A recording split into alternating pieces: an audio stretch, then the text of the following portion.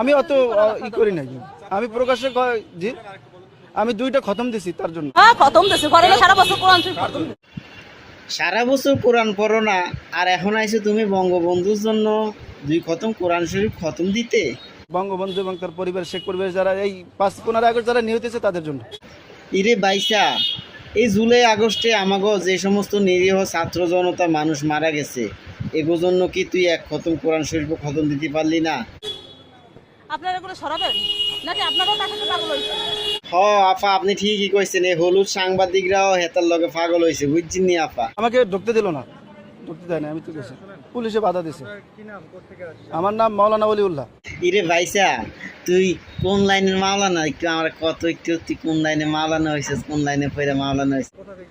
পিরিজপুর থেকে আসছি। কিত্তি আইসস তুই ফিরোজপুর থেকে? কিত্তি আইসস? কোন সাই কিত্তি আইসস?